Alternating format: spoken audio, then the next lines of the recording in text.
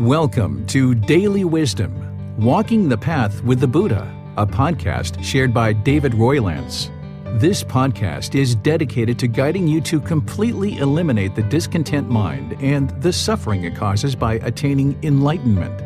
Learn and practice the teachings of Gotama Buddha that will guide you to fully attain a peaceful, calm, serene, and content mind with joy. To support this podcast, visit patreon.com/supportbuddha or visit buddhadailywisdom.com, where you will discover a full range of courses, retreats, and online learning resources to assist you on the path to enlightenment. Now, here's our teacher to share more.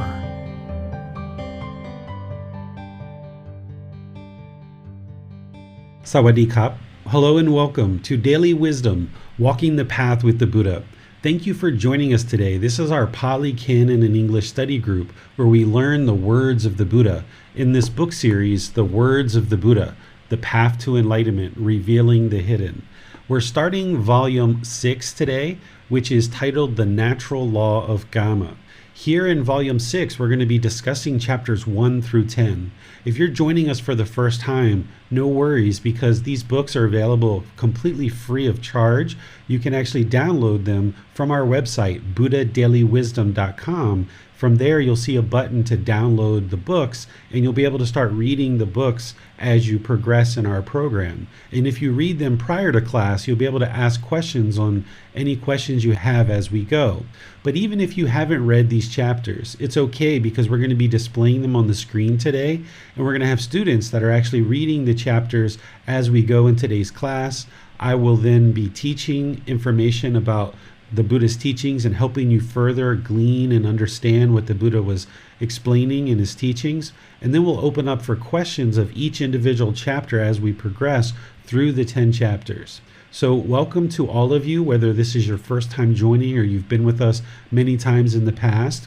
Now that we're starting this new book, I would like to kind of start off with kind of a bit of an introduction to help you understand a bit of the natural law of Kamma. Because if you haven't already taken our group learning program, which is done on Sunday and Wednesdays, then you haven't really explored the natural law of Kamma through that program, which is a really nice foundational program to help you really benefit from this program, the Pali Canon and English study group. So let me just share a few things about the natural law of Kamma in today's class to help set us up for understanding this book. And then depending on what time we have available, we might go ahead and do our meditation and then go right into the study of chapters 1 through 10. So in understanding the natural law of Kamma in this book, volume 6, it's important to understand some basics about the natural law of Kamma before we progress into deeper study. It's important to understand that the natural law of Kamma is not a mystical, magical, mysterious thing. It's not punishment and rewards. Oftentimes people associate the natural law of Kamma as this punishment and rewards or this mystical, magical, mysterious thing that we should all be scared of. But this isn't what the natural law of Kamma is. And if you approach the teachings of the Buddha about the natural law of Kamma with that understanding, it's going to be challenging for you to understand. What the natural law of Kamma is very simple. It's a word that we don't use, Kamma or karma, because there's not one word English to translate that into. But to make it really simple for you, what Kamma is its cause and effect, or action and result. It's the results of your decisions. So for example, if we are polite, kind, friendly, and respectful in the world, then what we will receive back from the relationships that we're involved in is people will be polite, kind, friendly, and respectful back to us. Where conversely, if we're impolite, unkind, unfriendly, and disrespectful, then this is what's going to come back to us in our relationships. So this cause and effect, or action and result, the results of our decisions, is that as we gain wisdom about this natural law, then we can make more wholesome decisions with this wisdom that lead to wholesome results in our life.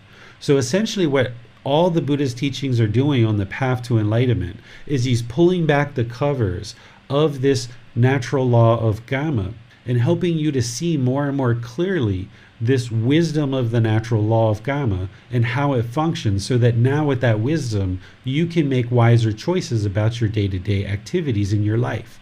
The Buddha doesn't tell you what to do because we all have free will, but he's exposing you to how this natural law functions so that you can become more peaceful and more calm, understanding this natural law and making wiser decisions as you approach various things in the world.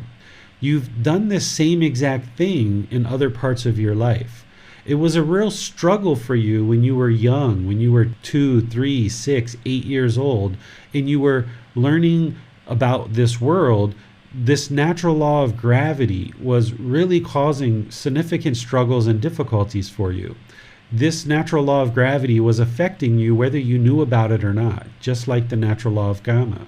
This natural law of gravity was there, it was always happening, and you were falling down, you were bumping your head, you were hurting your elbows and your knees, you would cry, you would break your toys, and all these different things were happening, and it was a real struggle and extremely difficult to exist in a world that you didn't understand. You didn't understand this natural law of gravity. You didn't have the wisdom to understand it. So therefore, you struggled and had difficulties, and you found it utterly challenging to exist in a world that you didn't understand. But slowly but surely, you started learning about this natural law of gravity, and that you need to tie your shoes, you need to look at the surface that you're walking on, you need to walk and not run so much. When you're riding a bike, you learned how to balance, you learned to put your toys in a special area so they wouldn't get broken. And gradually, slowly but surely, the mind awakened to the wisdom of this natural law of gravity. And then life became much easier for you related to the natural law of gravity. You could travel around and you could go anywhere you would like because you now were fully awakened to this natural law of gravity. Well, this natural law of Kamma is exactly the same way, that it affects everybody, whether we're aware of it or not. But when we lack the wisdom of this natural law, the mind is unawakened to this wisdom, and we struggle and we have difficulties in the world. We speak in ways that are unwholesome or unwise. We have certain bodily actions that cause harm. We have certain thoughts and certain aspects of the mind that we don't understand. We don't understand a lot of the decisions that we make, and we just make these decisions thinking that they're good, wholesome decisions, but then our life becomes very difficult and there's lots of struggles in our life, and we don't understand why. We don't understand why these things are happening, and we start blaming other people, that it's everyone else's fault. When in reality, when we improve our practice, when we improve our wisdom of this natural law of Kamma, then we experience different results in the world. That's how we clean up our decisions. We clean up our life. We clean up our life practice by gaining this wisdom, awakening to this natural law of Kamma, of cause and effect, and action and result, the results of our decisions. There's no such thing as good luck or bad luck. There's no such thing as everyone else is making my life difficult. Instead, it's our decisions, that our day-to-day decisions that we make lead to certain results. And this is our Kamma. And in this book, I teach about wholesome Kamma and unwholesome Kamma, as well as new Kamma and old Kamma. We use the words of the Buddha, and then I explain it further to help you understand. Because in order to get to enlightenment, you're going to need to understand what is wholesome Kamma and what is unwholesome Kamma. And you're going to need to understand what is new Kamma and what is old Kamma. By understanding these 4 different types of Kamma, you'll then be able to ensure that you're only producing wholesome Kamma in the decisions that you make, and that all your new Kamma is going to be wholesome. And through this practice of making more and more and more and more wholesome decisions one after another, you will experience that the mind becomes more peaceful, calm, serene, and content with joy, and your life will get cleaned up. And the reason why your mind can improve is because we're causing all the difficulties in our life, and by us gaining the wisdom of this natural law, then we can make wiser decisions to improve our life. We don't need to go around and change other people and fix other people and try to change the world, so to speak. All we need to do is focus on our own practice, focus on our own wisdom, improve the decisions that we make. And by improving the decisions that we make and putting more wholesomeness out into the world, this is what will come back to us. But because the unenlightened mind has struggles and difficulties, it doesn't have the wisdom of this natural law. It has these struggles and difficulties where it continues to function in the world in ways that you might think are wholesome. But without the full wisdom of this natural law of Kamma, you are making unwholesome decisions in certain situations. And this is why unwholesome things are coming back to you.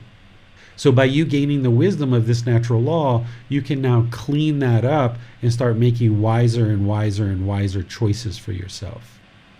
The other thing that I would like to share as we enter into this book, The Natural Law of Kamma, is here you're going to start seeing the Buddha talk more directly about how his teachings of the natural law of Kamma and certain decisions that we make lead to certain outcomes and certain results.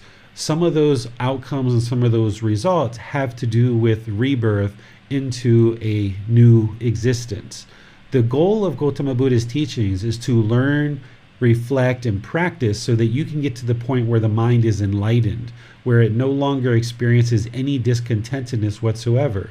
The mind can be peaceful, calm, serene, and content with joy permanently, no longer experiencing things like anger, sadness, frustration, irritation, annoyance, guilt, shame, fear, boredom, loneliness, shyness, resentment, jealousy, stress, or anxiety. This is an enlightened mind. They would have eliminated all of those unwholesome feelings, all those painful feelings, all those neither painful nor pleasant feelings, and even conditioned pleasant feelings. All of these will be eliminated from the enlightened mind. And once somebody attains enlightenment and their mind gradually moves to this enlightened mental state, they will no longer be reborn in the cycle of rebirth. So this is the goal of Gotama Buddha's teachings, is to get to enlightenment and escape this whole cycle of rebirth. But should somebody not experience enlightenment in this life, there's going to be rebirth into a new existence. And because of that, the Buddha needed to teach what is going to transpire should somebody not get to enlightenment. And depending on what your previous background is and what your previous traditions are, you might have heard people talk about things like hell in a way to fear or guilt you or shame you into learning and practicing certain teachings. But the Buddha never did that. When you look at his teachings, he does talk about the lower realms of hell, animal realm, afflicted spirits. He talks about the human realm, and he talks about the heavenly realm as well, these 5 realms of existence.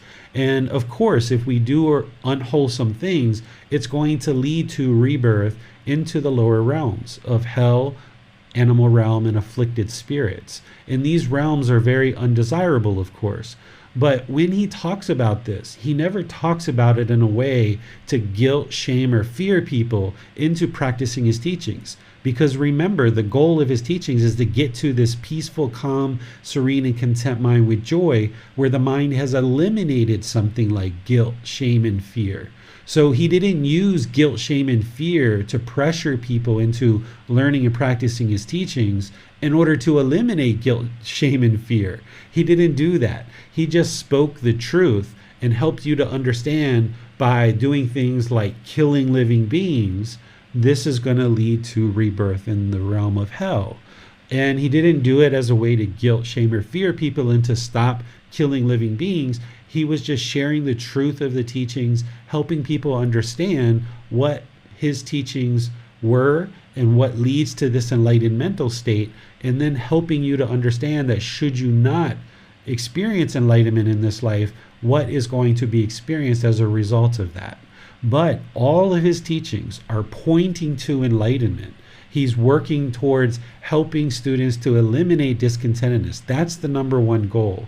But here in this particular book, as well as other volumes, particularly volume 11, when we talk about the realms of existence, there's a lot of discussion about the rebirth in the lower realms and the other realms of existence. So keep that in mind, that if you have conditioning from past traditions and past teachings that you might have learned where people were guilting, shaming, and fearing you, when you read Gautama Buddha's teachings, you might allow that conditioning to come into the mind and think that the Buddha is doing the same thing. But if you read his teachings and you strip away any of your past conditioning, you can see that there's never a time where he's guilting, shaming, or fearing anybody into learning his teachings whatsoever. In fact, he mostly never even taught unless somebody asked him a question. The vast majority of his teachings, when he's sharing teachings, it starts out with somebody asking him a question and then he just replies. He's not going around and forcing people to learn his teachings. He's just making himself available because he's already experienced this peaceful, calm, serene, and content mind with joy that is permanently peaceful, calm, serene, and content with joy. So therefore, he has no interest in pressuring people or forcing people or trying to guilt, shame, and fear people into learning his teachings, because that's not going to produce enlightenment for people if he tried to do that. And an enlightened being doesn't function that way. An enlightened being has deep wisdom about this path to enlightenment that they don't need to guilt, shame, and fear people into learning their teachings, because nothing is based on belief. The teachings aren't based on learning a bunch of things, believing those things, and then good things will happen to you once you die. That's not what this practice is about. Instead, you're learning, you're reflecting, and you're practicing now in this life, and you're observing right now that the condition of the mind is gradually improving, and you see the discontentedness gradually diminishing over time. So you know that you're walking on the path and you're experiencing this truth, and this wisdom of the Buddha's teachings is leading to an improved condition of mind, an improved condition of life. So he's always pointing to enlightenment and guiding you towards that. But of course, students always ask questions. Well, what if I don't get to enlightenment? What's going to happen? So that's what he shares as part of his teachings. I don't think we have too many of those type of chapters in today's study, but as we get deeper into this book and as you get into volume 11, you'll see some of these things. So I would just like to make you aware that you'll need to let go of any conditioning that you might have experienced in other traditions that might have led to guilt, shame, and fear. So I would like to pause here and see what questions you guys have about what I've discussed so far about the natural law of Kamma and how to approach this book and letting go of any conditioning about any kind of rebirth in other realms and things like this. The way that you ask questions is you put those into Facebook, YouTube, or Zoom. Our moderators will see that and be sure that your questions get asked during the class. Or if you're in Zoom, you can electronically raise your hand and ask any questions or follow-up questions directly. Hello, teacher. So, does the law of karma is what controls the suffering that people experience in this life? There's nothing that controls anything. So there's no control, there's no entity, there's no being that is controlling this natural law of karma. It's just what happens. It's just the cause and effect of things. So if I went out in the world and I was impolite, unkind, unfriendly, and disrespectful, there's no being or no magical force that is controlling other people to be impolite, unkind, and unfriendly back to me. It's just the way things happen, of this cause and effect, or this action and result. So there's no control of this natural law of Kamma. It's just the way things happen.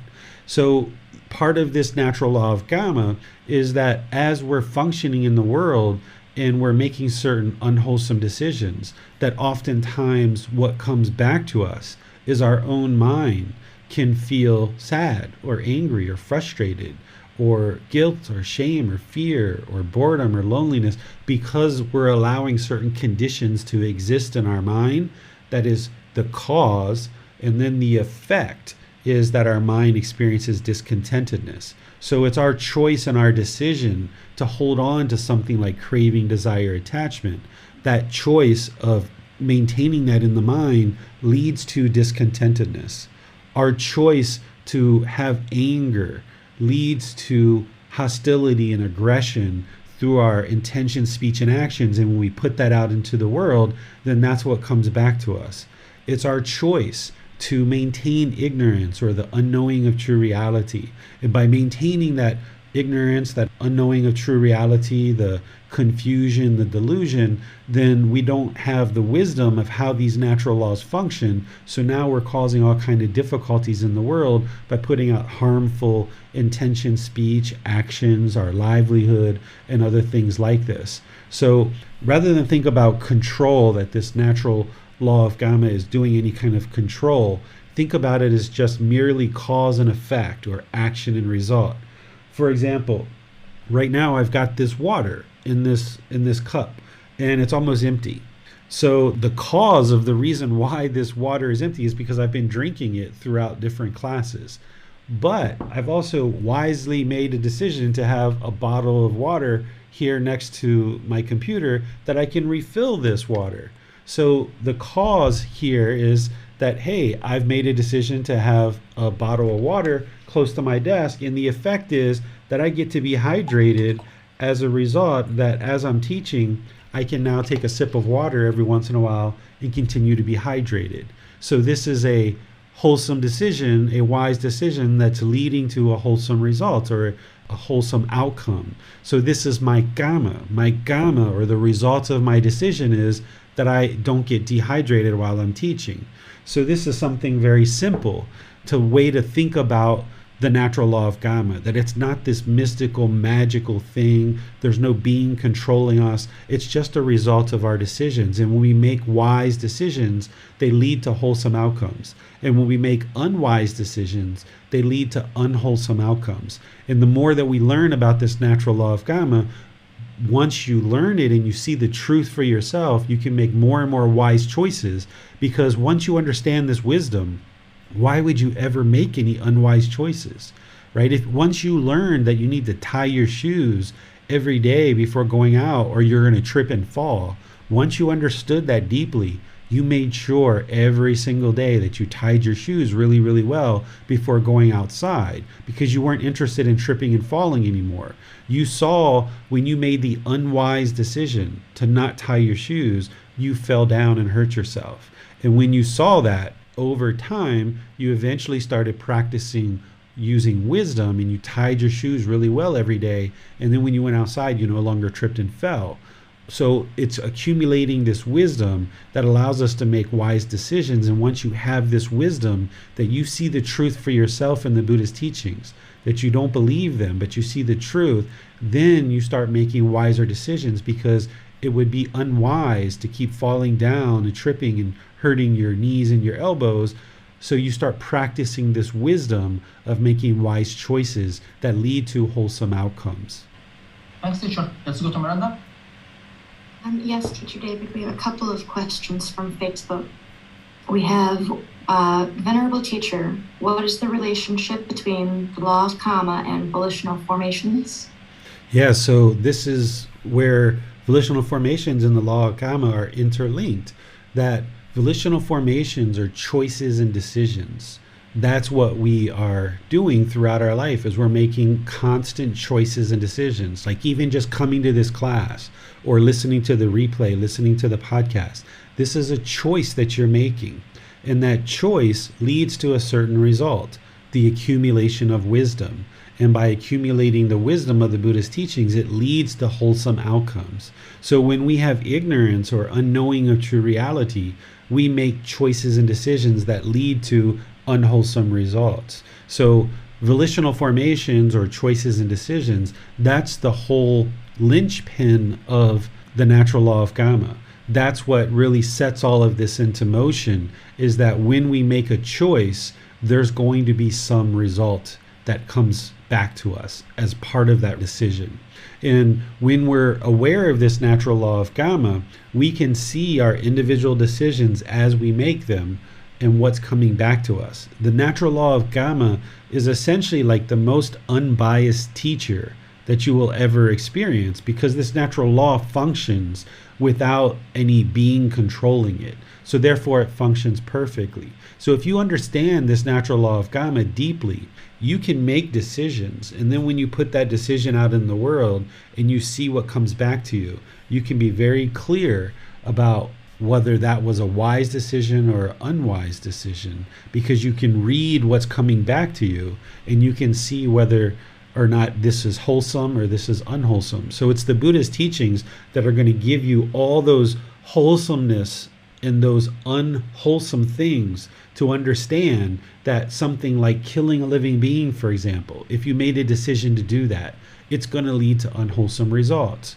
Or if you steal, it's going to lead to unwholesome results. Or if you have sexual misconduct, it's going to lead to unwholesome results. Or if you lie, or if you have substances that cause heedlessness. These are the 5 precepts.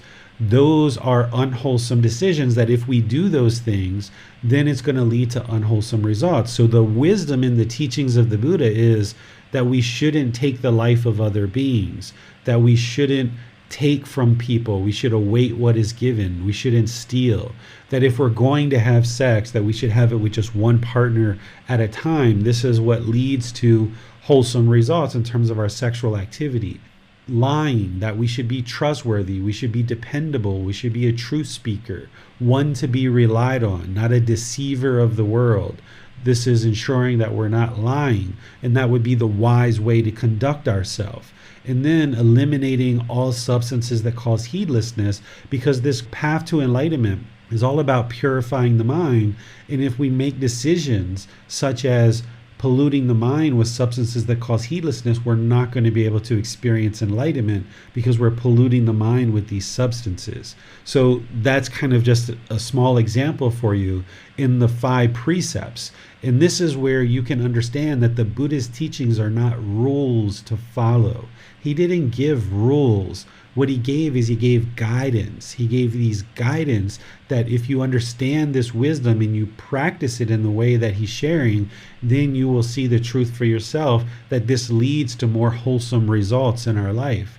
Because when we kill, when we steal, when we have sexual misconduct, when we lie, when we take substances that cause heedlessness, our life is going to be just miserable for us. So these aren't rules, because he's not enforcing any kind of rules. Instead, he's giving you guidance of saying, this is the best way to live your life, and you will experience better results in your life when you make decisions within this natural law of Kamma. So something like the 5 precepts, that's the natural law of Kamma. Or the Eightfold Path, that's the natural law of Kamma that he's explaining to you.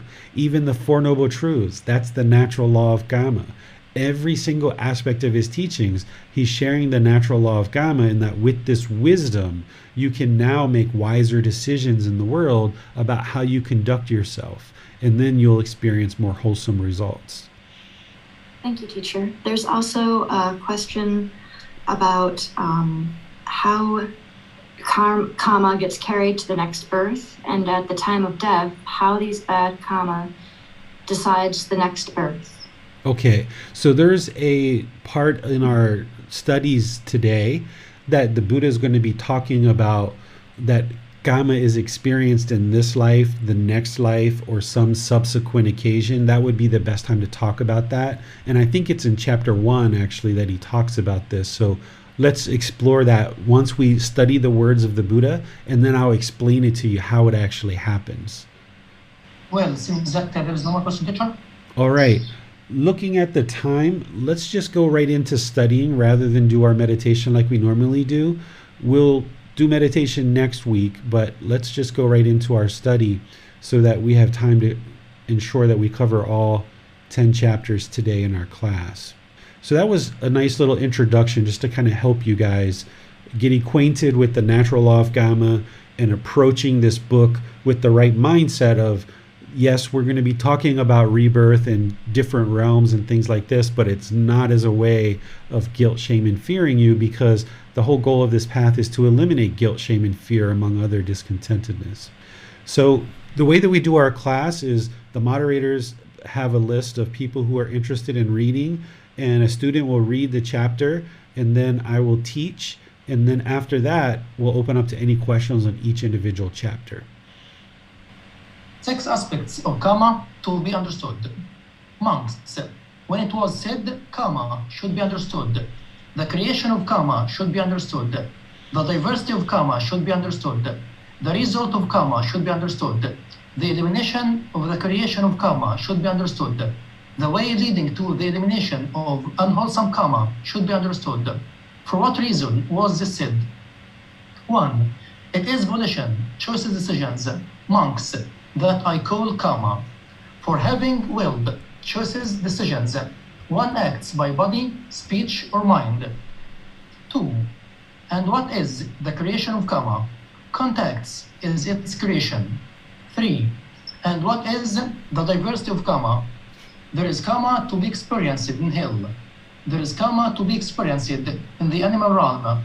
There is Kamma to be experienced in the realm of afflicted spirits. There is Kamma to be experienced in the human realm. And there is Kamma to be experienced in the heavenly realm. This is called the diversity of Kamma. 4. And what is the result of Kamma? The result of Kamma, I say, is threefold: to be experienced in this very life, or in the next rebirth, or on some subsequent occasion. This is called the result of Kamma. 5. And what monks is the elimination of creation of Kamma? With the elimination of contact, there is elimination of the creation of Kamma. 6. This Noble Eightfold Path is the way leading to the elimination of unwholesome Kamma, namely right view, right intention, right speech, right action, right livelihood, right effort, right mindfulness, and right concentration. When monks, a noble disciple, thus understands Kamma, the creation of Kamma, the diversity of Kamma, the result of Kamma, the elimination of the creation of Kamma, and the way leading to the elimination of unwholesome Kamma, he understands this penetrative spiritual life to be the elimination of Kamma.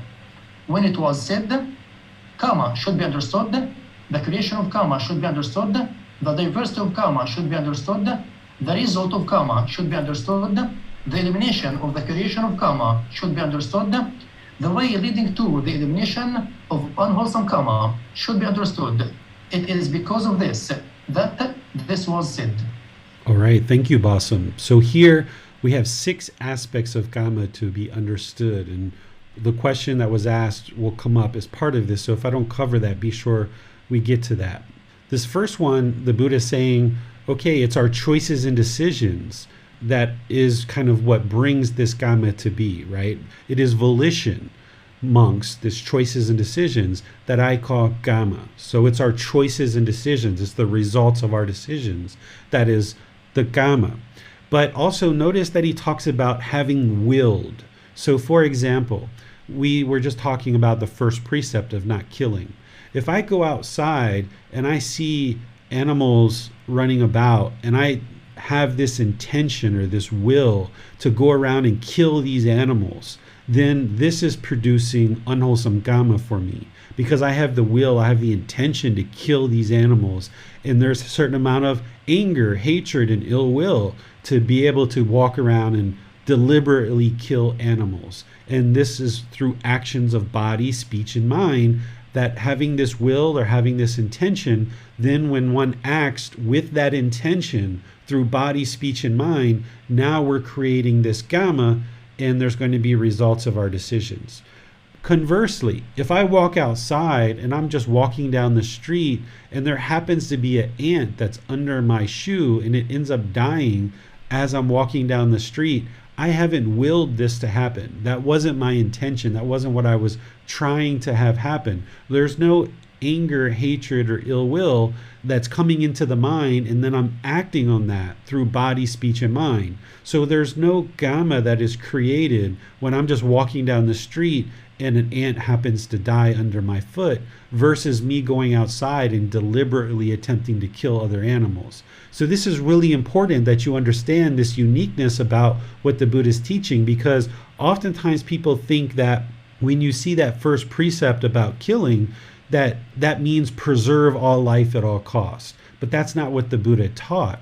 What he taught is that we shouldn't deliberately go around and intentionally kill, for example, with that first precept. So sometimes people say, well, why are you switching from eating animals to eat vegetables and plants? Aren't you still killing? Because when you harvest the plants, there's worms and bugs and insects that get killed as a result of harvesting the plants. This is the difference here, is it's the will, it's the intention behind it. So when we deliberately kill an animal and we're deliberately feasting on an animal's carcass, this is having willed by body, speech, and mind to eat an animal. And that's where there's going to be certain kamma associated with that that's going to produce unwholesome results as our choice to ingest animal flesh. But when we're harvesting plants in an open field, we're not intentionally killing the insects. We're going out there to harvest the fruits or harvest the vegetables. And these insects are actually serving a purpose to pollinate these plants and ensure that the soil has the nutrients that it needs in the soil. Those things are there for a reason, but we're not intentionally trying to kill those insects as we're harvesting plants. It's just a byproduct of walking in the field or running a plow through the field or something like this. So this will or this intention is a vital component of understanding kamma in the results of our decisions, that there has to be intention behind it in order for there to be a result of your decision. So here with this example with the first precept, you can understand that. Then the second aspect of kamma to be understood is how kamma gets created. The Buddha is saying here that it's contact that creates kamma. So for example, if you're arguing with somebody and somebody's arguing with you, when you're arguing with that person and they're arguing with you, there's contact. And because you're choosing to argue with them, they're choosing to argue with you, and it just keeps going back and forth, back and forth, back and forth. You're creating unwholesome kamma. You're creating a relationship with somebody that they're used to you arguing with them, and there's this hostility and aggression that's coming from you through your body, speech, and mind. And now, because of your intention and this contact that you have, now when you're around this person, there's going to be a tendency for that person to argue with you. But what the Buddha is saying here is that it's this contact. By you having contact with this person, you're going to now start creating either wholesome kamma or unwholesome kamma due to the contact that you're having with this person. That's how kamma gets created. And now there's this diversity of kamma. The diversity of kamma is that there's kamma that's experienced in all 5 realms. Right now we're in the human realm, and we're experiencing kamma from this human birth, but we're also experiencing kamma from our previous births as well. And whether we were in hell, whether we were in animal realm, whether we were in the afflicted spirits, human or heavenly realm at any of our previous existences, there's certain kamma that we created and we generated in those previous lives that did not get extinguished. And because we didn't extinguish that kamma is coming forward into this life, and we're going to continue to experience the results of those decisions. Now, the Buddha is saying here in number 4 that the results of our kamma is to be experienced in this life, in the next rebirth, or some subsequent occasion. This life makes sense. I'm sure you understand that. The next life, if you're reborn, the goal is to not be reborn, but if you're reborn, there's going to be kamma that transfers into that new existence. Or the some subsequent occasion is some future rebirth beyond the next life. That's what he's explaining there. So let me pause here and kind of talk about that question that was asked. And Bassam, if you can restate that question for me so I can be sure that I answer all the components of it, that would be good.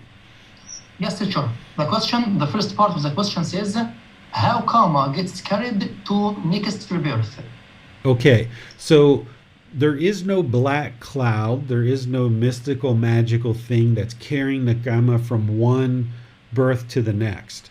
What moves from one birth to the next is our craving, desire, attachments, and residual memories. So you can think of, let's just say before this existence of David, say I was Susie, say I was a human being named Susie. And in Susie's mind, Susie didn't get to enlightenment. That's why David is now here. Because if Susie would have got to enlightenment, there wouldn't have been this rebirth as David. So Susie, her own unique being, she has her own physical form, she has her own mind, and inside of that mind, there's certain craving, anger, and ignorance. And when Susie died, that craving is the spark or the fuel that leads to the next rebirth.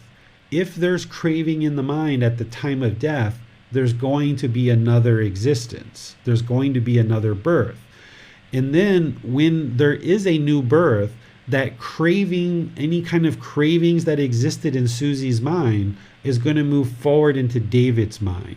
So let's say, for example, that Susie was an angry person who had difficulty getting along with her coworkers and her partner and her children, if she had children, and she had hostility and aggression. And by the time she died, that was still in the mind because of this craving, this desire to always be right, this arrogance, this pride, this ego.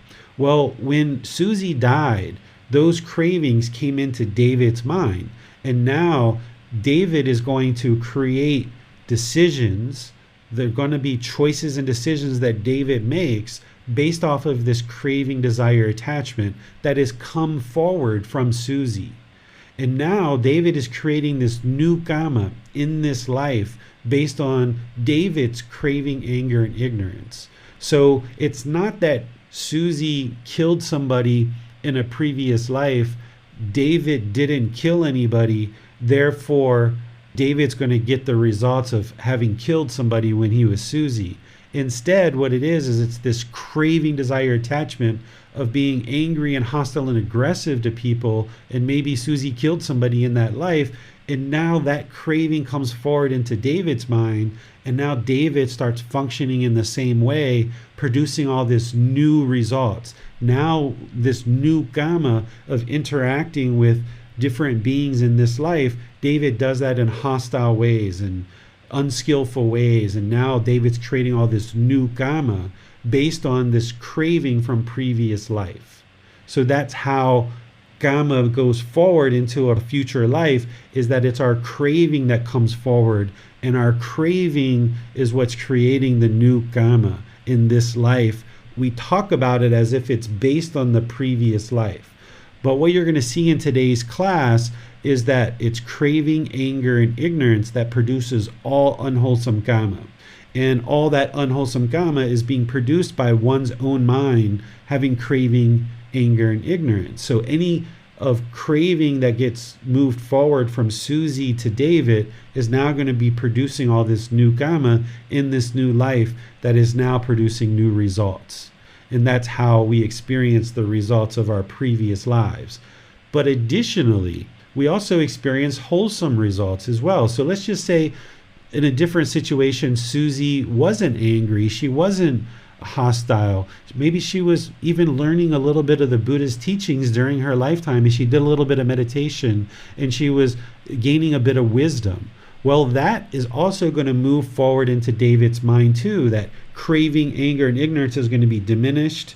There's going to be more wisdom because there's these residual memories that move from Susie to David. And now there's these wholesome results of what Susie did in her previous life is now going to be experienced in David's life. That now the mind of David is a bit more wholesome because Susie did some work in her previous life to improve the condition of her mind. And now David is experiencing the results of those wholesome decisions that Susie made.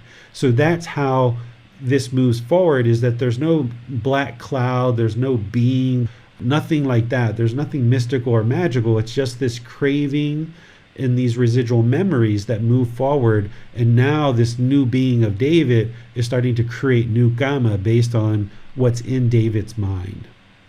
So any questions, follow up to that one before I continue on in this discussion of this chapter? Yes, sure. The second part of the question. At time of death, how this bad Kamma decide the next rebirth? Okay, so our next rebirth is based on craving. If there's craving, there's going to be rebirth. So craving is what decides if there is a new existence or a new birth. What realm we're born into and the condition of the being that's in that realm, that's based on our Kamma.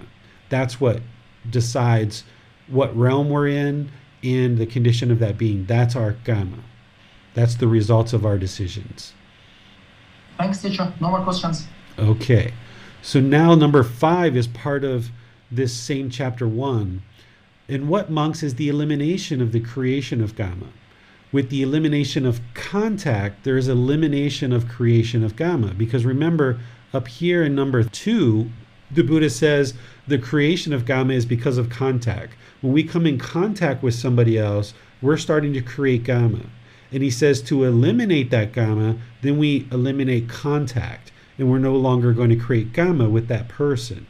So using that example of two people arguing together, when they're arguing with each other, they're in contact with each other. Now they're creating unwholesome Kamma, and they're experiencing the unwholesome results of that in their very difficult and very problematic relationship because they're arguing back and forth. But when we eliminate contact, now we eliminate the Kamma that we're creating. So if we come together with someone and we start making contact and we see that they're angry and hostile, one of the things that we might choose to do is you might choose to walk away and break contact. That eliminates any creation of Kamma. By breaking contact, now we're no longer creating Kamma with that person. Even if that person gets angry because we walked away from them, that's okay, that's their own anger, but we protect our contentedness. Or another example is if you came together and that person was argumentative and hostile with you, and you noticed that you were being argumentative and hostile too, and you're trying to now eliminate your Kamma and no longer do this, you can stop mid-sentence, realizing that you're angry and hostile, and this is only going to produce unwholesome results for you if you maintain contact. And now mid-sentence, you can just choose to walk away. And that's going to break contact, and now you're going to eliminate any creation of Kamma. So that's how we create Kamma, and that's how we eliminate Kamma in terms of with that person. But in terms of eliminating unwholesome Kamma entirely, it's the Eightfold Path. It's the Eightfold Path that is giving us the wisdom of how to produce wholesome Kamma. And the way that you eliminate unwholesome Kamma is you just produce a whole lot of wholesome Kamma. By you practicing right view, right intention, right speech, right action, right livelihood, right effort, right mindfulness, right concentration, you're producing more and more wholesome Kamma, and you're cleaning out all this unwholesome Kamma that you've created. All your unwholesome decisions are starting to cease because now you're only making decisions based on the Eightfold Path, and you're producing wholesome results. One of the ways to visualize this is if you had a garden hose in your yard that had dirt in it. This dirt is in there from previous decisions. The way to clean out that garden hose is to turn on the fresh water and pump lots and lots of fresh water. Lots and lots of pure water gets pumped through the garden hose and spits out all that dirt until eventually you've got nothing but clean water coming out of the garden hose. That's what's happened. So far in your life, because you're not enlightened, you've been making unwholesome decisions and you've got some dirt in this garden hose. What the Eightfold Path does is it turns on this pure water and it starts pumping this pure water through the garden hose. And the garden hose is going to start spitting out dirt. You're going to get some dirt, you're going to get a little bit of clean water, you're going to get some dirt, you're going to get a little bit of clean water, you're going to get some dirt. And then eventually, as you keep pumping clean water into this garden hose, you eventually get all clean water. And that's where the mind is enlightened, that you're producing for an extended period of time, you're producing only wholesome decisions. And you start cleaning up your life this way because now you're functioning through this Eightfold Path. And what you do by doing that is you do what the Buddha is talking about right here, is by producing only wholesome decisions through the Eightfold Path, you understand this spiritual life and you're working to eliminate all unwholesome Kamma. That's what this Eightfold Path is doing, is by producing only wholesome decisions through practicing the Eightfold Path, you are eliminating more and more of your unwholesome decisions, and you're cleaning out that garden hose and only pumping pure water into your life, only pure decisions into your life. And that's why it's important to understand these 6 aspects of Kamma, because this is how you're going to clean up the condition of your mind and clean up the condition of your life by ensuring that you're practicing in this way. Questions on this first chapter? No question at this time, teacher. All right. Let's go to chapter 2. Yes, let's go to Miranda. 3 causes for the origination of unwholesome Kamma. Monks, there are these 3 causes for the origination of unwholesome Kamma. What 3? Craving, desire, greed, attachment is a cause for the origination of unwholesome Kamma. Anger, hatred, or ill will is a cause for the origination of unwholesome Kamma. Ignorance, delusion, unknowing of true reality is a cause for the origination of unwholesome Kamma. Suppose, monks, seeds that are intact, unspoiled, not damaged by wind and the sun's heat, fertile, well preserved, were deposited in a well-prepared ground in a good field and received proper rainfall. In this way, those seeds would grow, increase, and mature.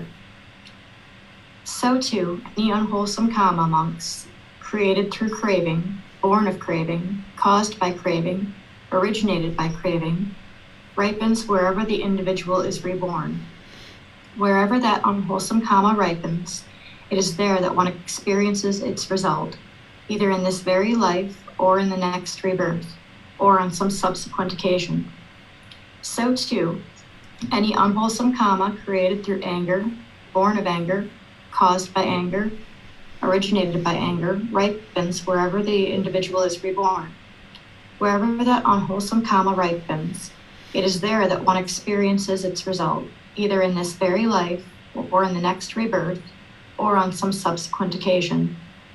So too, any unwholesome Kamma created through ignorance, born of ignorance, caused by ignorance, originated by ignorance, ripens wherever the individual is reborn. Wherever that unwholesome Kamma ripens, it is there that one experiences its result, either in this very life or in the next rebirth, or on some subsequent occasion. These are the 3 causes for the origination of unwholesome Kamma. All right, thank you, Miranda. So previously we were just talking about the creation of Kamma and how to clean up your Kamma. Well, this here, the Buddha is explaining how unwholesome Kamma is created.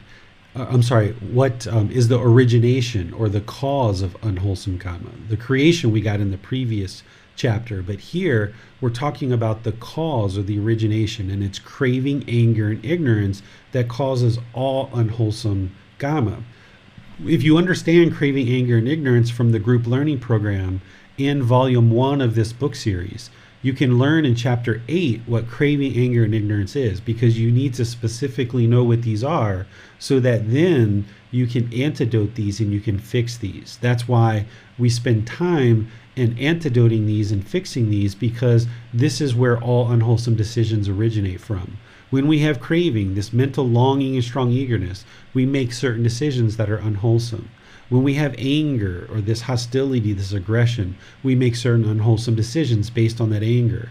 And where is that all coming from? It's coming from our ignorance or our unknowing of true reality. And because we lack the wisdom of these teachings, we keep allowing these unwholesome decisions to keep being made over and over and over again, keeping us trapped and stuck in this cycle of rebirth. So when you understand deeply what craving, anger, and ignorance is, then you can implement and use the remedies to transform the mind to practice the 3 wholesome qualities or the 3 wholesome roots. Here, this is called the 3 causes for the origination of unwholesome Kamma. We also refer to these as the 3 poisons or the 3 unwholesome roots or the 3 fires, because these are the 3 things that are causing all the unwholesome results in your life. And the Buddha's teachings and his training is all about transforming these into the 3 wholesome roots so that you can then practice those. Questions on this chapter? A question, teacher. All right. So now let's go to this one. 3 causes for the origination of unwholesome and wholesome Kamma. Another discourse. Monks, there are these 3 causes for the origination of unwholesome Kamma. What 3? 1.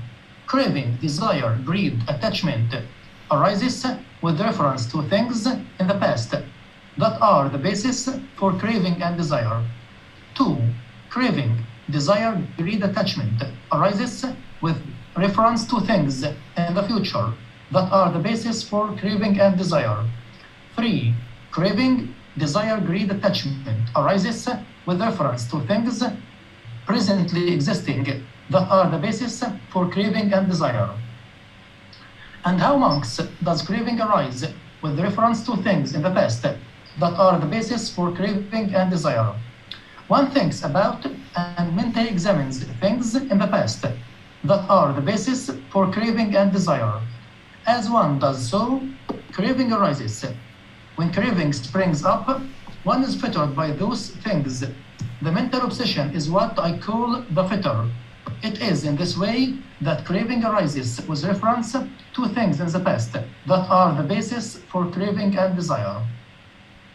And how does craving arise with reference to things in the future that are the basis for craving and desire? One thinks about and mentally examines things in the future that are the basis for craving and desire. As one does so, craving arises. When craving springs up, one is fettered by those things. The mental obsession is what I call the fetter. It is in this way that craving arises with reference to things in the future that are the basis for craving and desire. And how does craving arise with reference to things presently existing that are the basis for craving and desire? One thinks about and mentally examines things presently existing that are the basis for craving and desire. As one does so, craving arises. When craving springs up, one is fettered by those things. The mental obsession is what I call the fetter. It is in this way that craving arises with reference to things presently existing that are the basis for craving and desire. These are the three causes of the origination of unwholesome karma. There are, monks, these three causes for the origination of unwholesome karma. What three? 1. Craving, desire, greed, attachment does not arise with reference to things in the past that are the basis for craving and desire. 2. Craving, desire, greed, attachment does not arise with reference to things in the future that are the basis for craving and desire. 3. Craving, desire, greed, attachment does not arise with reference to things presently existing that are the basis for craving and desire. And how, monks, does craving not arise with reference to things in the past that are the basis for craving and desire?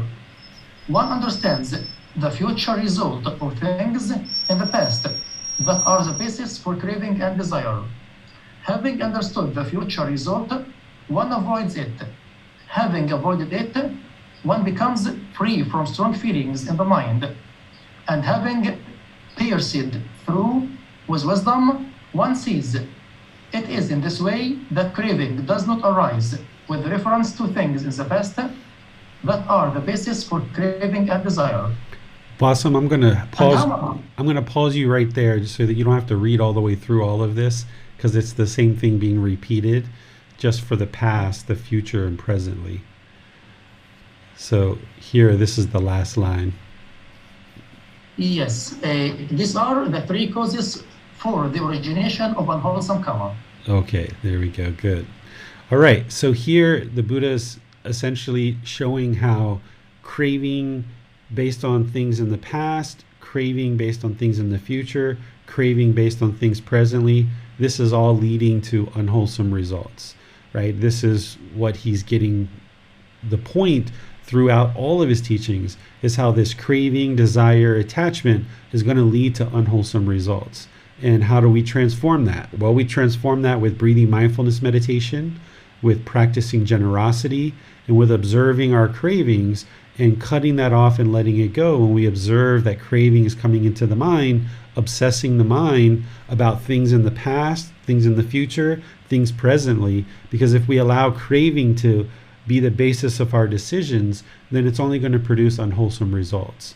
And what the Buddha says down here in terms of wholesome karma is he talks about not allowing this craving to obsess the mind, and that when we see clearly what the results are of our cravings, that these cravings produce unwholesome results, when we understand that and we see that clearly, then with that wisdom, we choose to no longer do those things. Because he says here, having pierced through wisdom, one sees. We can see that our past decisions, all based in craving, have led to unwholesome results. So why would we continue to do those things?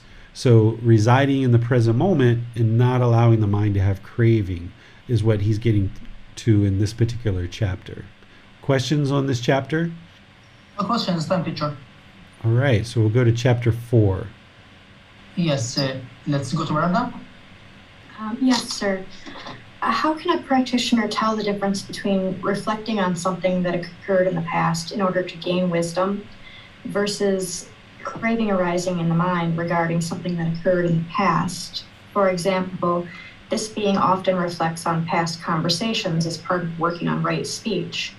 But how can doing this be differentiated between a craving to be practicing a right speech at all times? Sure. So if you're sitting somewhere and you're reflecting on what you've spoken in the past and trying to kind of think and ponder whether or not the 5 factors of well-spoken speech and whether that was wholesome and whether you feel like your practice was where it needs to be, that's the inward looking, that's the reflection, that's the thinking and pondering, the Buddha calls it, and trying to determine how to bring your practice up to a better practice of something like right speech, for example. That's a wholesome aspect of the mind, to be able to do that inward looking, that analysis of the mind, and not being complacent with, okay, well, I had that conversation, it ended in an argument, and I'm just going to put it in the past.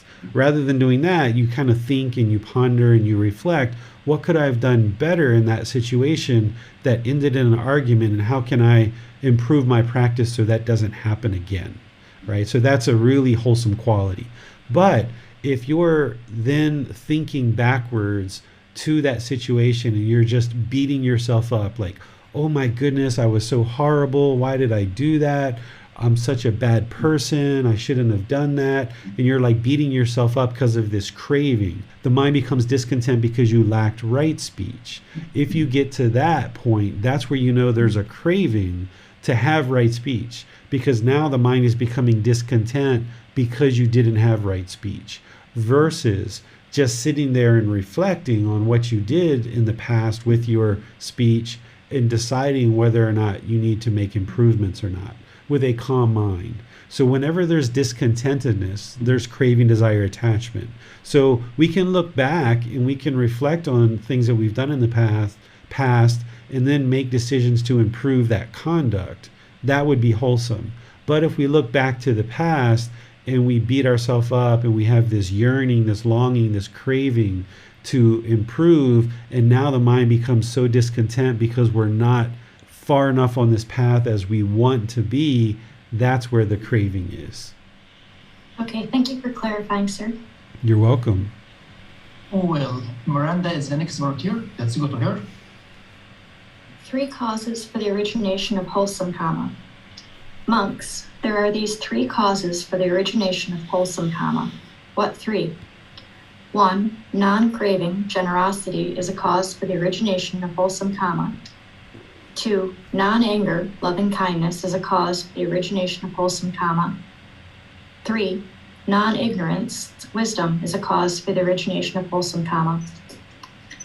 Suppose, monk, there are seeds that are intact, unspoiled, not damaged by wind and the sun's heat, fertile, well preserved. Then a man would burn them in a fire, reduce them to ashes, and winnow the ashes in a strong wind, or let them be carried away by the swift current of a river. In this way, those seeds would be cut off at the root, made like a palm stump, obliterated so they are no more subject to future arising.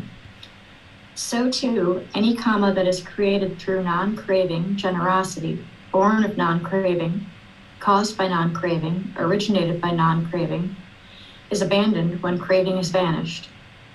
It is cut off at the root, made like a palm stump, obliterated so that it is no more subject to future arising of unwholesome Kamma. So too, any Kamma that is created through non-anger, loving kindness, born of non-anger, caused by non-anger, originated by non-anger, is abandoned when anger has vanished. It is cut off at the root, made like a palm stump, obliterated so it is no more subject to future arising of unwholesome karma. So too, any karma that is created through non-ignorance, wisdom, born of non-ignorance, caused by non-ignorance, originated by non-ignorance, is abandoned when ignorance has vanished. It is cut off at the root, made like a palm stump, obliterated so that it is no more subject to future arising of unwholesome karma. These monks have 3 things for the origination of unwholesome karma. Okay, thank you, Miranda. Sounds like your dogs would like to help us out there. That's beautiful. All right, so here, this is exactly the opposite of chapter 2. Chapter 4 is giving you the causes of wholesome karma. This is helping you to understand how to transform the mind. So these unwholesome karma that is talked about in chapter 2 is produced by craving, anger, and ignorance. But the exact opposites of those are generosity, loving kindness, and wisdom. This is what antidotes and transforms the mind. So what you're working to do is to no longer make decisions through craving, anger, and ignorance, but make your decisions through generosity, loving kindness, and wisdom. So when you're in those situations where you feel anger arising, and the lesser versions of that, frustration, irritation, annoyance, things like this, then you arise loving kindness. That's what's going to help you to not produce intention, speech, and actions that would be based in anger, for example, or the lesser versions of that. Or if you're experiencing that your mind is holding on and you're wanting to have this craving and you're holding on to things really tightly, when you observe that about the mind, then you practice generosity and you start giving and you start sharing with other people. And this is going to transform the mind to now practice generosity rather than holding on to things tightly. When you see that the mind is doing things that are unwholesome, like any of those 5 precepts, for example, the killing, stealing, sexual misconduct, lying, or taking substances that cause heedlessness. This is all ignorance or the unknowing of true reality. Where you see those things going on in your life, you instead practice wisdom, which will transform your decision making away from this ignorance, and now you're making decisions based on wisdom. And now the more that you're practicing generosity, loving kindness, and wisdom through your intention, speech, and actions, it's putting that clear water through the garden hose and spitting out all this dirt at the other end and getting more and more purity coming through the garden hose. This purity that you're putting into the garden hose is the generosity, loving kindness, and wisdom. That's how you push out the craving, anger, and ignorance. So what questions do you guys have here? A question, the teacher. All right. So we'll just keep going into chapter 5 now. Inconceivable matters. Monks, there are these 4 inconceivable matters that one should not try to conceive. One who tries to conceive them would reap either madness or frustration. What for? 1. The experiences of the Buddhas is an inconceivable matter that one should not try to conceive. One who tries to conceive it would reap either madness or frustration. 2. The experiences of one in the jhanas is an inconceivable matter that one should not try to conceive. One who tries to conceive it would reap either madness or frustration. 3. The exact result of Kamma is an inconceivable matter that one should not try to conceive. One who tries to conceive it would reap either madness or frustration. 4. Speculation about the world is an inconceivable matter that one should not try to conceive. One who tries to conceive it would reap either madness or frustration. These are the 4 inconceivable matters that one should not try to conceive. One who tries to conceive them would reap either madness or frustration. All right. Thank you, Blossom. So as part of this path to enlightenment, we teach students that they should be an independent, active learner, and that they shouldn't believe any of the teachings, and that they should independently verify the teachings to be the truth. And that's how you acquire wisdom and awaken the mind to enlightenment. But here, even though the Buddha and myself and others teach students to independently verify teachings, the Buddha is giving you 4 things that he's saying, don't try to conceive these. Don't try to ponder these and think about these, because it's only going to lead to madness or frustration.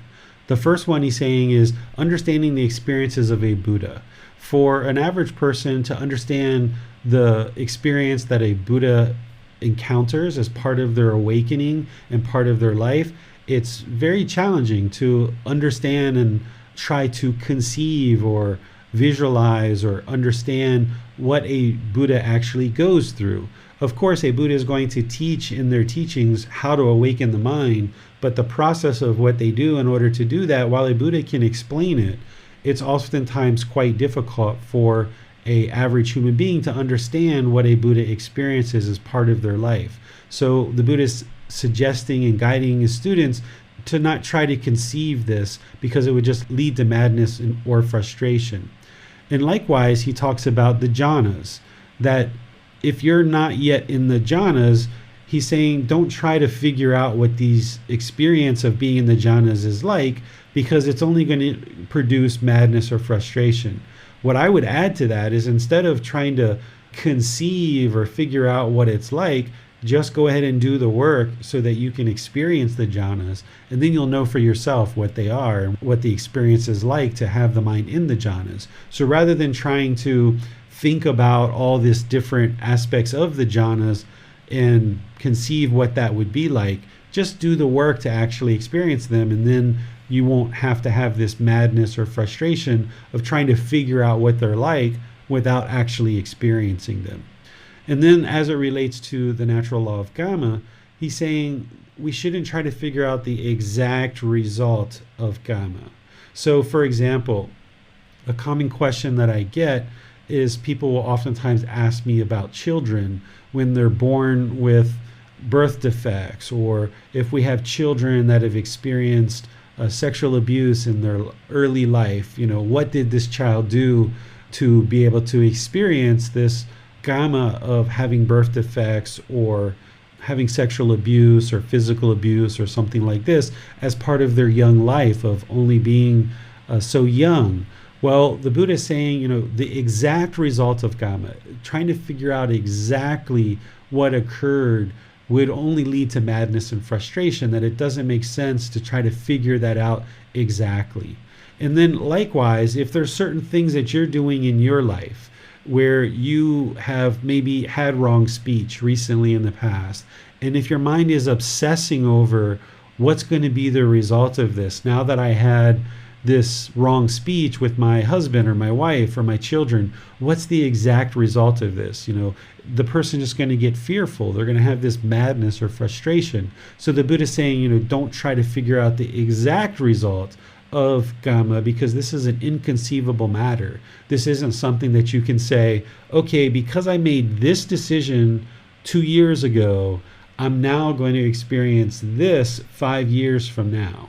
That would be an inconceivable matter, and it would just lead to madness or frustration. You can't figure out that level of detail when it comes to Kamma. And then the fourth thing he talks about is speculation about the world. Here, the way that he describes this are things like whether the world is finite or infinite, whether the Tathagata exists after death, whether a Buddha exists after death, whether an enlightened being exists or doesn't exist after death. You can also think about things like conspiracy theories. If you've ever noticed people whose minds get really diluted around conspiracy theories, sometimes there's madness and frustration as a result, because the mind is speculating about the world. It doesn't really have the truth. It doesn't really know what's truly happening in the world, but there's all this speculation because people are building their perspective of the world based on information that isn't accurate, misperceptions, misunderstandings, false truths. And when we build our view of the world and what's happening in the world based on things like conspiracy theories, then it leads to madness and frustration. So the Buddha is saying, we shouldn't do this, that we should base our decisions about the world based on truths and things that we know to be the truth. Questions on this chapter? Yes, teacher. Here the Buddha is guiding to not to try to figure out the exact results of Kamma. So does this mean that there are some actions that have no results? Or law of karma is working all the time. The law of Kamma is working all the time. All causes are going to have some effect. There's always an action and result. But in terms of the exact result, that's what the Buddha is saying. Like if you try to pinpoint it with precision accuracy, that's where it's going to lead to madness and frustration. So for example, if I was talking to my wife yesterday, which I wasn't, but I wasn't angry with her, but I'm just going to use this. But let's just say I was angry with my wife. Let's just say I was talking in a really rough and harsh way. If I tried to figure out exactly what the result of that was going to be, then it's going to lead to madness and frustration. Instead, we can kind of bubble up to kind of a little bit of a higher level and realize that, yeah, if I talk rough and harsh and aggressive with my wife, that's going to lead to her talking rough, aggressive, and harsh with me. That's kind of generally what we need to understand about Kamma. But if we try to take it to a much more exact detail than that, that's where it's going to lead to madness or frustration. Thanks, teacher. Let's go to Miranda. Yes, teacher. Adrian has a question. So this teaches that we should focus on the practice, not the act? We need to focus on our actions and our practice as well, but the Buddha is talking about in terms of the deep level of detail. So let's come up with another example. Let's just say I stole some bubble gum when I was 8 years old from the 7-Eleven, and I'm worried and I'm obsessing about what that's going to lead to, that I stole this bubble gum from 7-Eleven and now I'm 47 years old and I'm worried about whether that's going to come back to me or not, and exactly how it's going to come back to me. Well, the fact is that there are results that we're going to experience from that, but if we try to figure out the exact results, that's where the madness and frustration comes in, and it can make the mind almost obsessive. So we should understand things like, yeah, stealing is unwholesome and there's going to be results because of that. And if I did that when I was 8 years old, there's going to be results. And if I didn't experience those as part of earlier in my life, then I'm going to experience them either in this life, the next life, or some future life. And I can tell you when I was 8 years old, I was stealing bubble gum from 7-Eleven. And I can tell you that I did experience the results of stealing that bubble gum. And I did that at different times when I was a young child, and I've already experienced those results. I've extinguished that unwholesome Kamma. But if my mind at this point in life was obsessing over that and trying to figure out exactly what I'm going to experience now, then that's going to just lead to madness and frustration. So we need to understand kind of a general understanding of this natural law of Kamma, but the Buddha is suggesting that we don't try to take it to such a level of detail and preciseness that it's going to obsess the mind and cause madness and frustration. Well, seems that there is no more question, teacher. Okay, so we'll go to the next chapter, which is chapter 6. 10 courses of unwholesome karma. Impurity by body, khandha, is threefold. Impurity by speech is fourfold. Impurity by mind is threefold.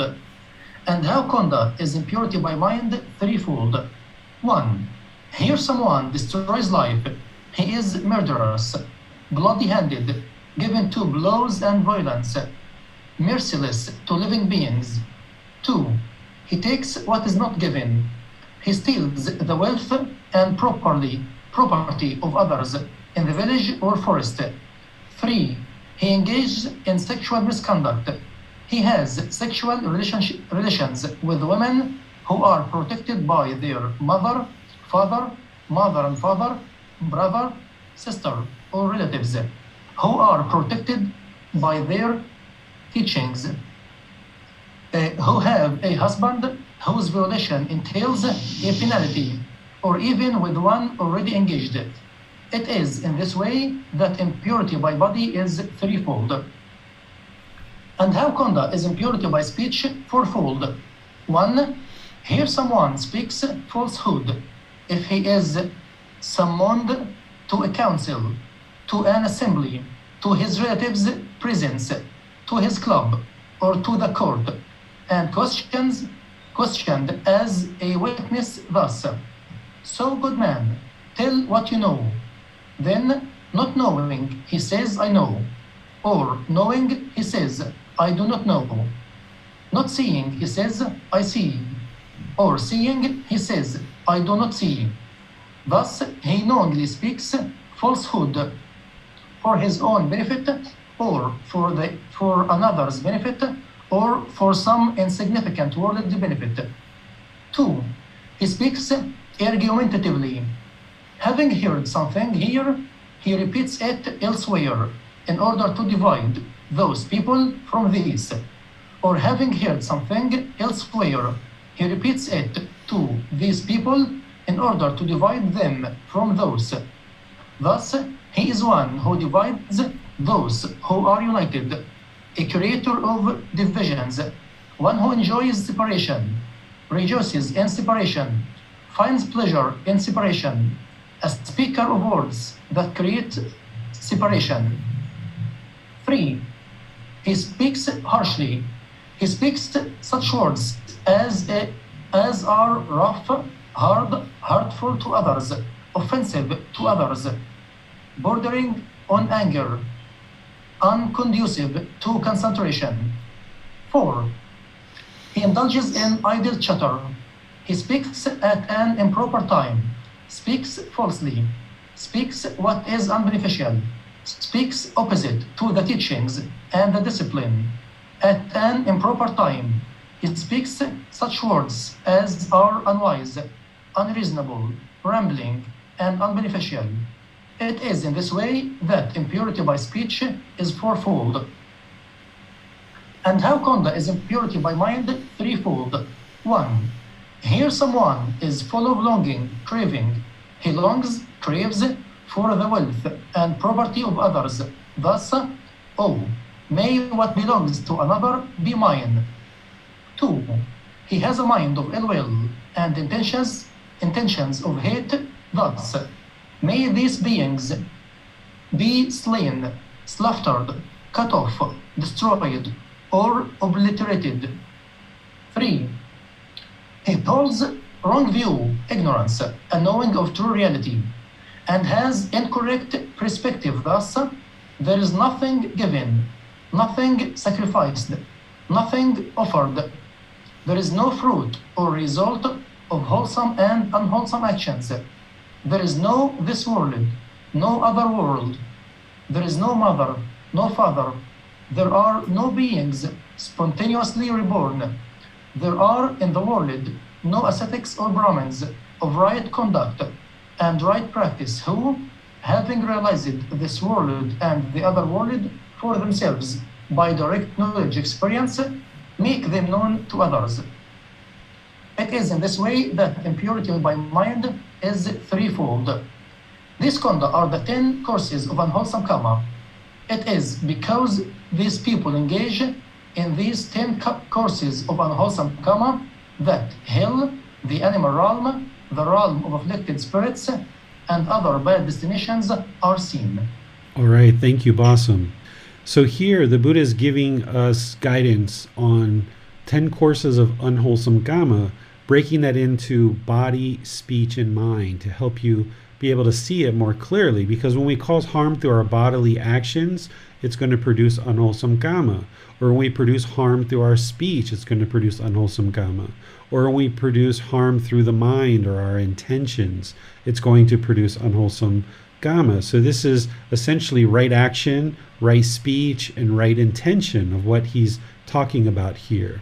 This first part of impurity by body is threefold. This is directly from the 5 precepts. This is the first, second, and third precept. And he gives more details in the precepts about describing what these are.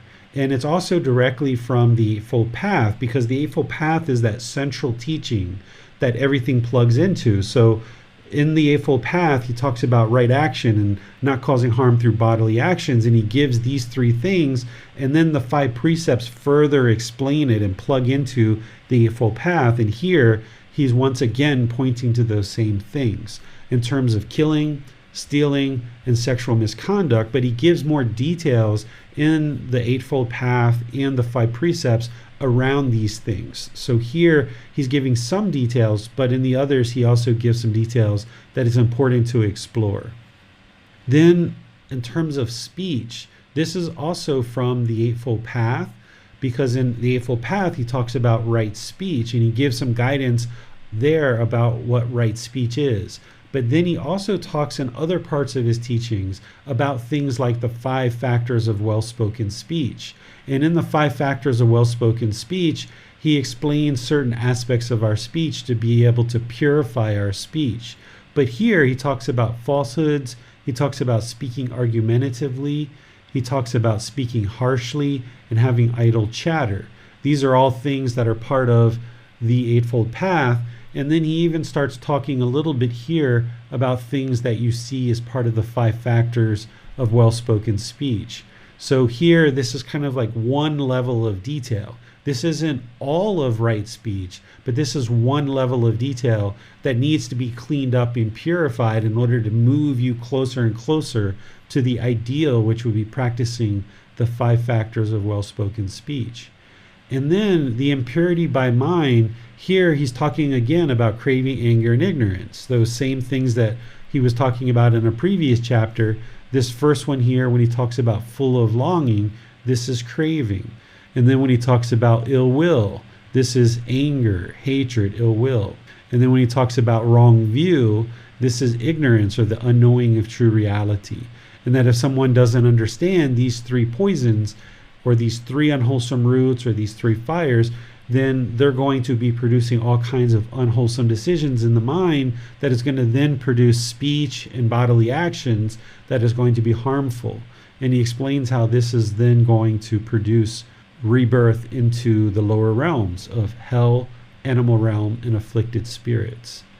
So again, he's not guilting you, shaming you, or fearing you. He's just explaining, hey, you should clean up your conduct here by body, speech, and mind, so that you don't see these lower destinations, and that you can purify the mind and get to this enlightened mental state. Questions on this chapter? No question, understand, teacher. All right. This next chapter 7 is essentially exactly the same thing as the previous chapter, but he's just casting it in terms of wholesome Kamma. So rather than read this through, just to kind of provide us time to talk about some of the other chapters, I would just like to show you here that this is exactly the opposite of what we just studied. That here he's talking about purity of body, speech, and mind, and he talks about abstaining and abandoning this destruction of life, abandoning taking what is not given, abandoning sexual misconduct, and then also abandoning false speech, abandoning argumentative speech, abandoning harsh speech, abandoning idle chatter. So that's purifying our conduct through body and speech.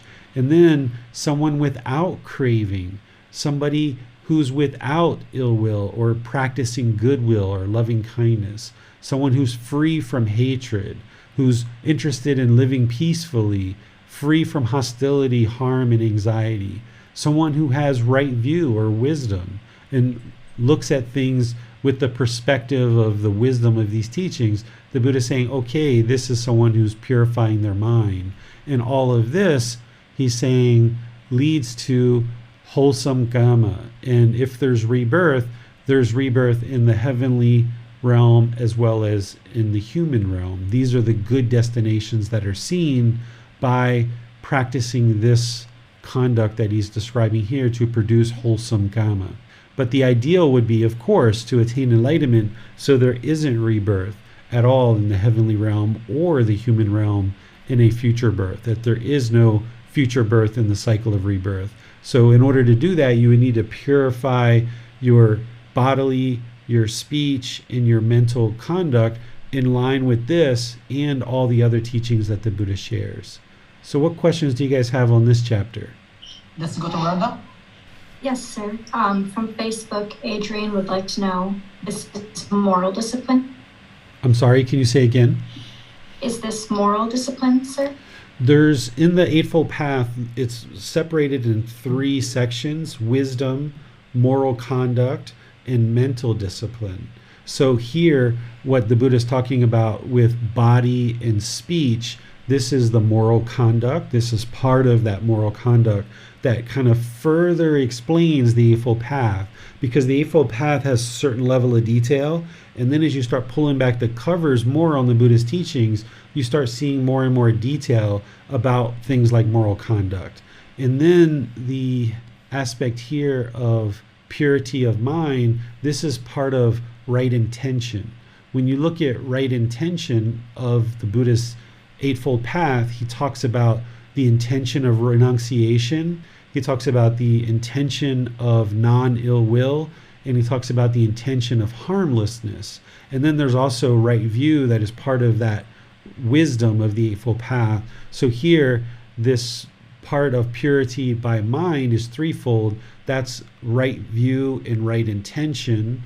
Then this purity of speech is right speech, which is part of the moral conduct. And then this purity of body is right action, which is also part of moral conduct. You might be thinking of mental discipline, which is right effort, right mindfulness, and right concentration. Thank you, sir. You're welcome. Well, so do you consider abandoning unwholesome karma is enough to go towards enlightenment, or one should apply wholesome karma, should create wholesome karma? You have to create wholesome Kamma in order to get to enlightenment, because in order to get to enlightenment, you have to extinguish all your unwholesome Kamma. So all the unwholesome Kamma that we've created, we have to extinguish that through only producing wholesome Kamma. And one of the things that the Buddha did when a student would first start with him is he would always focus them on the moral conduct first. So he would focus them on right speech, right action, and right livelihood, which includes the 5 precepts. That's where he would really start off, of course, understanding right view, of course, but he would encourage his students to purify their moral conduct. Because as long as you're trying to train the mind and awaken the mind, if you're out there producing wrong speech, wrong action, and wrong livelihood, it's going to be really hard for you to purify the mind and get to this peaceful mind if you're out there causing all this harm through your moral conduct. So he would start people understanding the moral conduct that's found in right speech, right action, and right livelihood, further explained in the 5 precepts, and then even further explained here in this teaching as well. So if you're just starting out, it would be wise to understand the 4 Noble Truths in the Eightfold Path, and then focus on purifying your moral conduct of right speech, right action, and right livelihood. That's where he would always start people out with. And that's going to help you produce wholesome Kamma by eliminating all your unwholesome decisions around things like right speech, right action, and right livelihood. Thanks, teacher. No more questions. All right, so let's get to chapter 7. Actually, chapter 8. New and old karma. Monks, I will teach you new and old karma, the elimination of unwholesome karma, and the way leading to the elimination of unwholesome karma. Listen to that and attend closely. I will speak. And what, monks, is old karma? The I is old karma, to be seen and generated and created by volition, choices, decisions, as something to be felt. The ear is old karma, to be seen and generated and created by volition, as something to be felt. The nose is old karma, the tongue is old karma, the body is old karma, the mind is old karma, to be seen and generated and created by volition, as something to be felt. This is called old karma. And what, monks, is new karma? Whatever action one does now by body, speech, or mind, this is called new karma. And what, monks, is the elimination of unwholesome karma? When one reaches liberation through the elimination of unwholesome bodily action, verbal action, and mental action, this is called the elimination of unwholesome karma. And what, monks, is the way leading to the elimination of unwholesome karma? It is this noble eightfold path, that is right view, right intention, right speech, right action, right livelihood, right effort, right mindfulness, and right concentration. Thus, monks, I have taught old karma, I have taught new karma. I have taught the elimination of unwholesome karma. I have taught the way leading to the elimination of unwholesome karma. Whatever should be done, monks, by a compassionate teacher, out of compassion for his disciples, aspiring for their welfare, that I have done for you. These are the feet of trees. Monks, these are empty huts. Meditate, monks. Do not be complacent, lest you regret it later. This is my instruction to you. All right. Thank you, Bassam. So here, so far we've been studying wholesome karma and unwholesome karma. Wholesome karma is created by generosity, loving kindness, and wisdom. And the Buddha gave some details in the previous chapter about bodily, speech, and mental actions that produce wholesome karma. And then unwholesome karma is generated by craving, anger, and ignorance. And he talked about how the bodily actions, verbal actions, and mental actions are impure based on those 10 courses of unwholesome karma.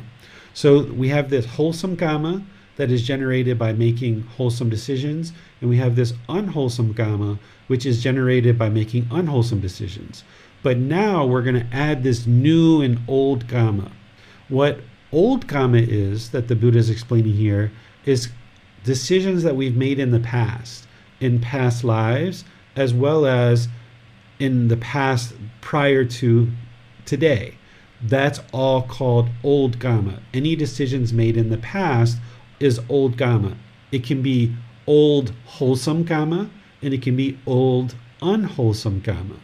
Okay? And there's been a certain amount of unwholesome karma that we've made in terms of our old decisions from the past.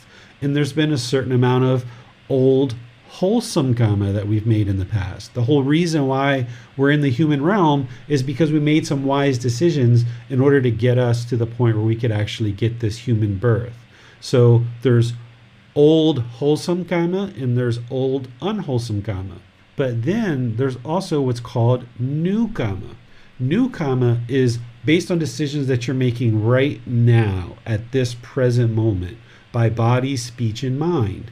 And what you would like to do is you would like to have all your new karma be wholesome. Because as you're making new decisions right now, if you make those new decisions through the Eightfold Path, then it's going to lead to new wholesome karma.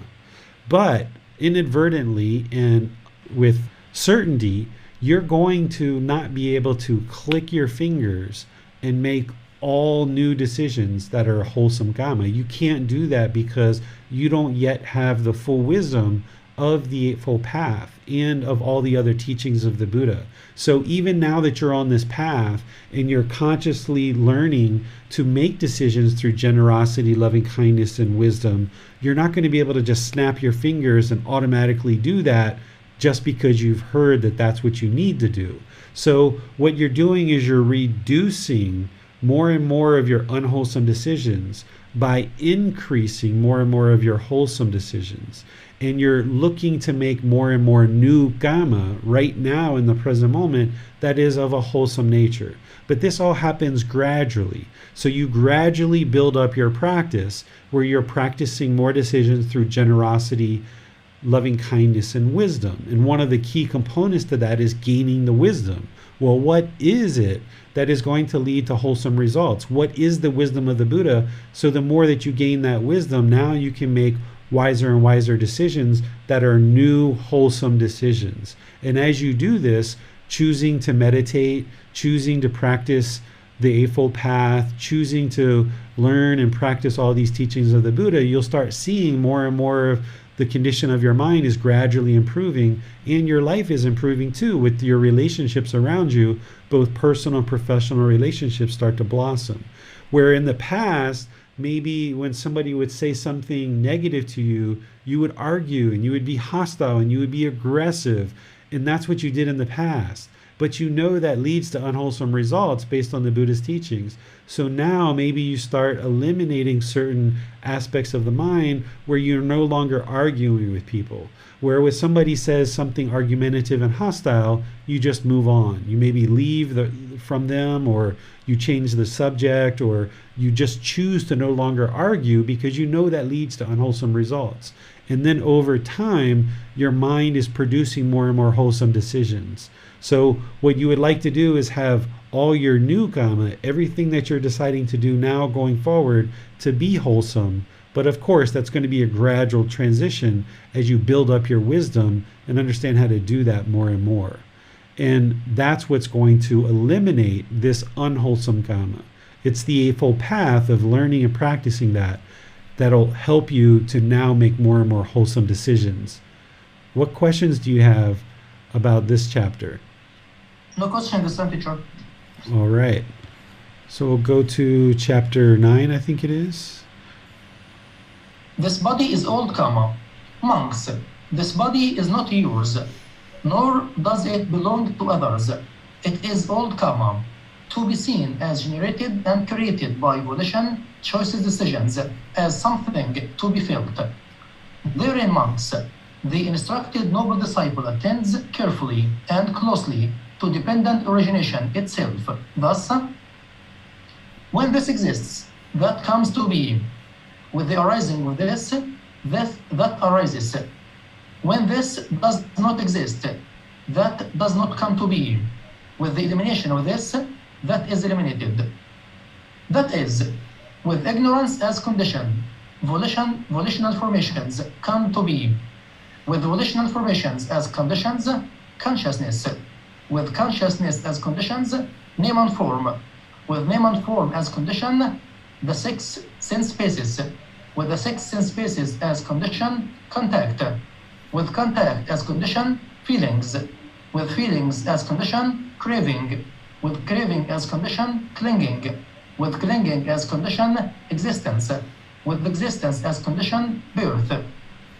With birth as condition, aging and death, sorrow, grief, pain, displeasure, and despair come to be. Such is the origin of this whole mass of discontentedness. But with the reminderless fading away and elimination of ignorance and knowing of true reality, comes elimination of volitional formations, choices, decisions. With the elimination of volitional formations, elimination of consciousness. With the elimination of birth, aging and death, sorrow, grief, pain, displeasure, and despair is eliminated. Such is the elimination of the whole mass of discontentedness. All right, thank you, Basam. So here the Buddha is giving an example of old Kamma. When our parents had intercourse and there was an egg and there was a sperm that came together, then the third thing was the consciousness that came together into creating this life in the womb of our mother. Well, at that point, the consciousness hasn't made any new decisions in this life yet. So the body that we experience, that we acquire at birth, is old Kamma. It's based on our decisions in our previous life. So that's why if we are born with any birth defects, it's based on our previous life. So this body that we have at the time of birth is old Kamma. But then once we're born, we come into the world and then we start making decisions about our food intake, about our water intake, about our exercise and things like this. And then the body is a representation of choices that we've made in our mind. If we have a bit of extra weight, that's because of our aging, because of our food choices, because of our activity choices. This is where the mind is the boss and the body is the employee. The body is just following whatever the boss is making decisions about. So once we come into the womb, though, that's where we experience our old Kamma. We fully experienced our old Kamma in terms of the physical body. And now as we make decisions going forward, we're making all new Kamma for this life. But we're making those decisions based on craving, anger, and ignorance that's in the mind. And if we have generosity, loving kindness, and wisdom in the mind, that's where we can improve our life and make wiser and wiser decisions. The Buddha inserts this dependent origination in here because he's talking about birth. And when he's talking about birth, he's talking about how birth comes to be. we studied this in volume 5 in our previous book prior to this, where we talked in detail about each step of dependent origination. Because if there's this ignorance or unknowing of true reality, then it's going to lead to decisions or volitional formations that then affect the consciousness, that then affect this name and form, the sense bases, the contact, the feelings, right on down the line, to the point where there is birth, aging, and death, this discontentedness that comes into the mind. And the way that you unravel all of this is that you gain wisdom, transform that ignorance into wisdom, and now with your wiser decisions, it leads to improved results in the condition of your mind, in the condition of your life, and you can get to the point where you eliminate all discontentedness 100%, and then the mind is enlightened, no longer experiencing birth, so therefore you're not going to experience this aging or death or any discontentedness any longer. From the point in time where you attain enlightenment forward, you will never experience any discontentedness ever again. Questions on this chapter? Yes, teacher. We have a question on YouTube from Future One. Is it possible to be reborn in another adult body instead of a new reborn, as if the adult is resuscitated, being brought back from dying or death? So rebirth is when this physical body dies and the mind separates from this physical body, right? And now when there's craving in the mind of that being that's died, there's going to be rebirth. But that rebirth is going to occur with a completely new mind in a completely new body. The only thing that's moving from one existence to the next is craving and residual memories. It's a completely new being. So if I was Susie before this and now I'm David, Susie had her own body, her own mind. David has a body and a mind, two completely separate beings, but the craving and residual memories from Susie comes into David's mind. And now David's going to operate and make new decisions based on what David's mind is doing. So when we're reborn as a completely new being from birth forward. There's not going to be a situation where you're reborn as an adult. You're going to need to start off from infancy, from in the womb. Let's go to Miranda. Yes, sir. Amina asks, the example of the garden hose is very helpful to understand the relationship between wholesome and unwholesome karma. So when the mind begins to experience a bit more ease, that is due to the clear water clearing out the dirty water, and the opposite is also true? Exactly. Amina, you've got that 100% right, that the more pure water you put through this garden hose, the more at ease you're going to be. You know, if you've ever had a garden hose with a lot of mud or dirt in there, you know, it's hard to bend, it's hard to shape, it's all tangled up. But when you get this pure water going through the garden hose, now you're at ease because the garden hose is more pliable, it's more flexible. You can now water your plants, you can wash your car, you can do other things with this water, where nobody's interested in this dirty water coming out. If we spit out all this dirty water into the world, then that's what's going to be thrown back at us. But if we put this pure water out into the world, now it creates this better life, right? We can water our plants, we can wash our car, we can do other things with it. So that's what you're working to do, is put this pure water in there through practicing the Eightfold Path. And this is what the Buddha talks about, entering the stream, being a stream enter. Now you've entered the stream. When you've put together the Eightfold Path really, really well, you start experiencing those jhanas, and then you eliminate those first three fetters. Now you've entered the stream. The mind still has pollution at that point in that first stage of enlightenment. So there's still dirt in the hose, but you've at least entered the stream and you're flushing it out really good because you're now practicing the Eightfold Path really, really well by the time you get to the first stage of enlightenment. Other questions on this chapter? Well, no, teacher. Okay, so I think this is the last chapter for today, number 10. The most reprehensible for the performance of unwholesome actions.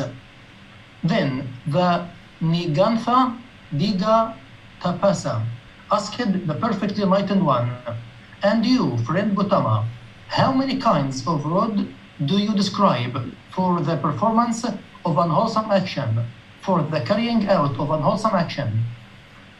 Tapasi, the Tathagata is not accustomed to use the description rod. The Tathagata is accustomed to use the description action. But friend Gotama, how many kinds of action do you describe for the performance of unwholesome action, for the carrying out of unwholesome action? Tapasi, I describe 3 kinds of action for the performance of unwholesome action, for the carrying out of unwholesome action, that is, bodily action, verbal action, and mental action. How then, friend Gotama, is bodily action one, verbal action another, and mental action still another? Bodily action is one, Tapasi. Verbal action is another, and mental action is still another. Of these 3 kinds of action, friend Gotama, thus analyzed and distinguished, which kind of action do you describe as the most reprehensible for the performance of unwholesome action, for the carrying out of unwholesome action, bodily action or verbal action or mental action?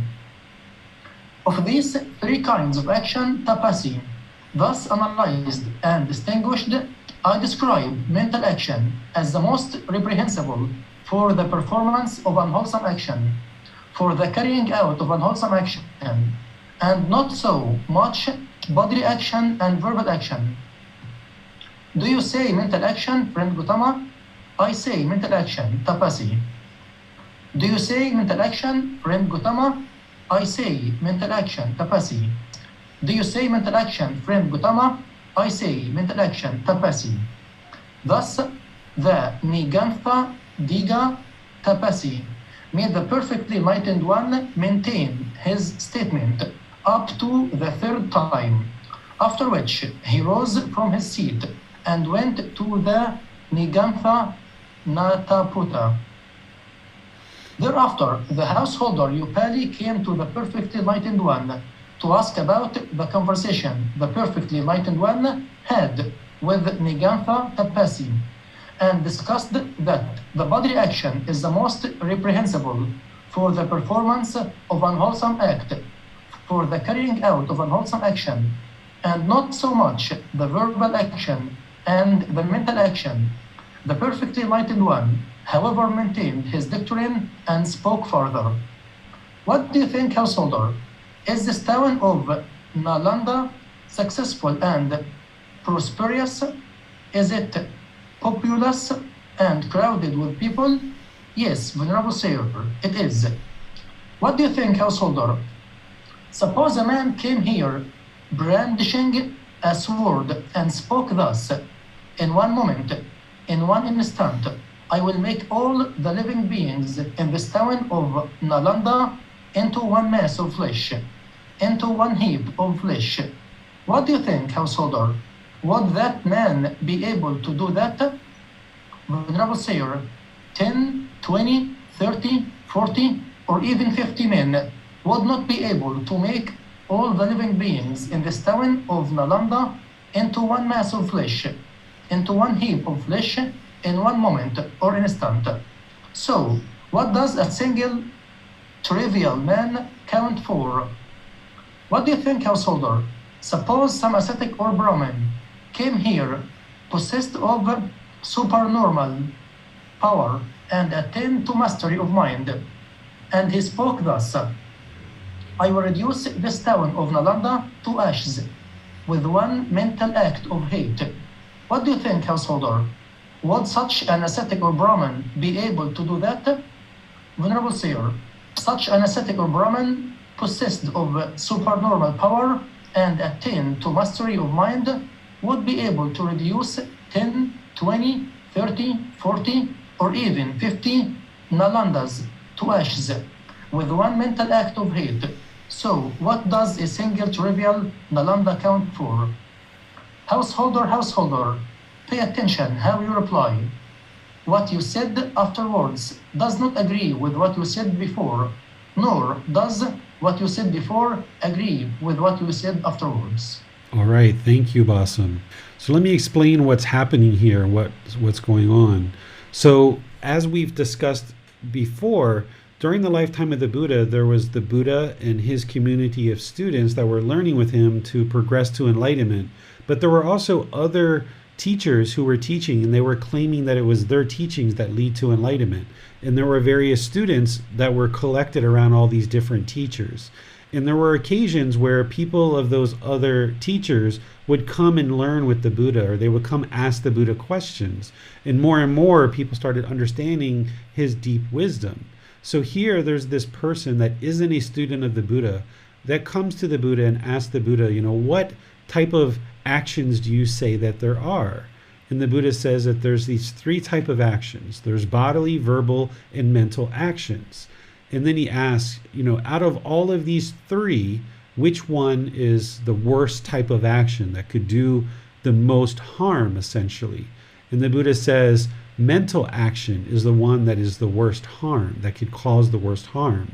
And this person makes the Buddha confirm that on 3 separate times to ensure that he is in fact saying that yes, it's mental action that is going to cause the most harm. And then after that conversation, that person gets up and leaves. Then a student of the Buddha's, who is a householder, comes to the Buddha and, having overheard this conversation, says, it's bodily action that causes the most harm. It's not mental action, perfectly enlightened one. It's bodily action. So here's like the student trying to teach the Buddha that, no, you're wrong, essentially. It's bodily action, because he just heard the Buddha confirm that mental action is going to cause the most harm. So then, rather than the Buddha just stating back to him, he starts asking questions. This is one of the ways that you help somebody awaken their mind, is you ask them questions so that they can see the wisdom for themselves, not just giving them information, but guiding them to the answer. So here the Buddha asked him some very precise questions in order to bring him to the point where this student can be guided to the answer. And the Buddha asked him, this town that we're in, is it populous? Is it crowded with lots of people? The student says, yeah, there's lots of people that live here. And he says, okay, if somebody comes with a weapon, can they, with that one weapon, that one sword, can they kill everybody in this town with just one action? And this person, his student, says, if there was 10, 20, 30, 40, even 50 men, they wouldn't be able to kill everybody all at one time in one instant. And the Buddha says, okay, well, what do you think if somebody came here with super normal power and they did one act of mental hate? Would they be able to destroy the town with that one act of mental hate? And then this student says, yes, they could. And not only could they destroy one town, but they could destroy 10, 20, 30, 40, even 50 towns with just one act of hate.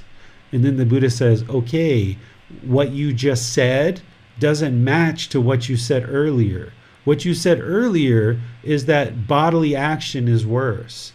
But now, through your own reflection and looking at this, now you're admitting that mental action is worse than bodily action.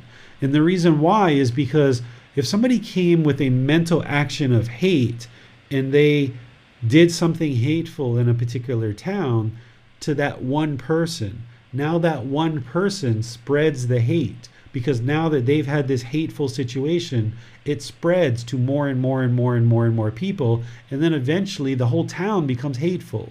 And there's this ill will and there's this anger in the town because of this one person performing one mental act of hate.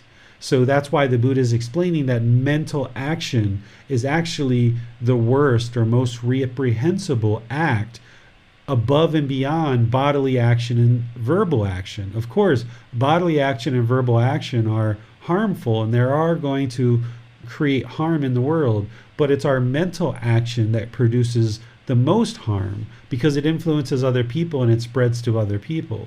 But also, our bodily actions and our verbal actions come from the mind.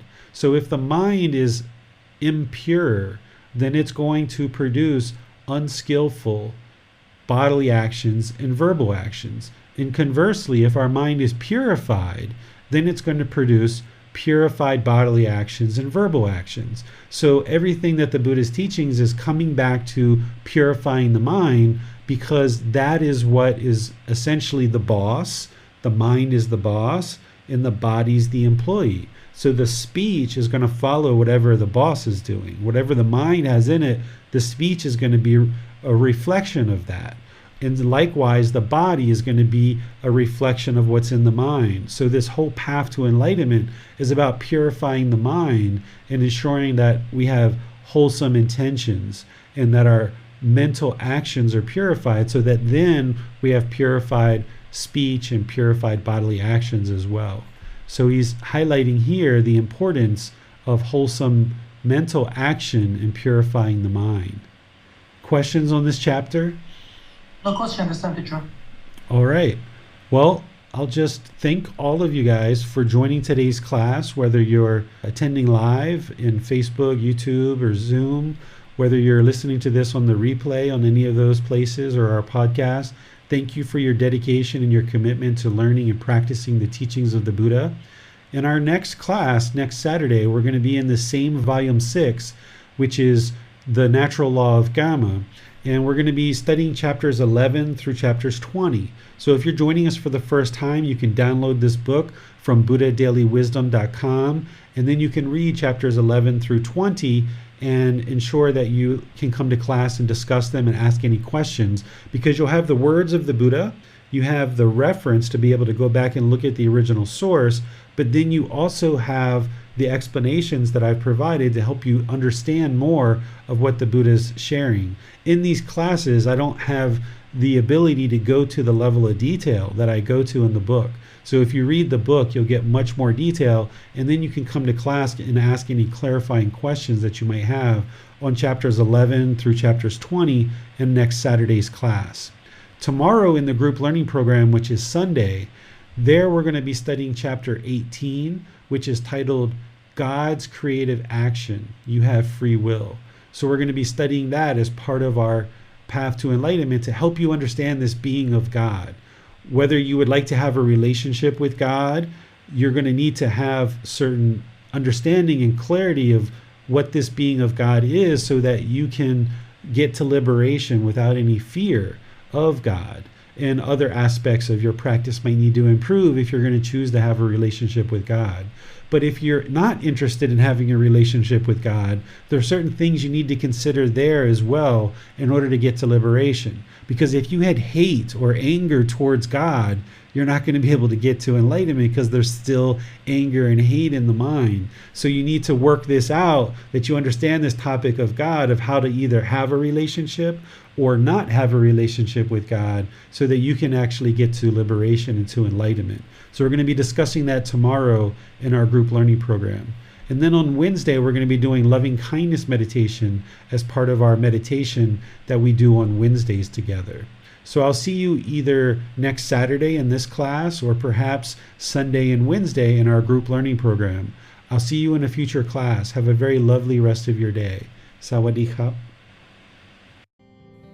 Thank you for listening to this podcast. To provide support for this podcast, visit patreon.com/support Buddha. To access more teachings, visit buddhadailywisdom.com. There, you will discover a full range of courses, retreats, and online resources to assist you on the path to enlightenment. Remember to establish a daily, consistent meditation practice, along with learning and practicing these teachings. A well-developed meditation practice is the foundation in which to train the mind to attain enlightenment.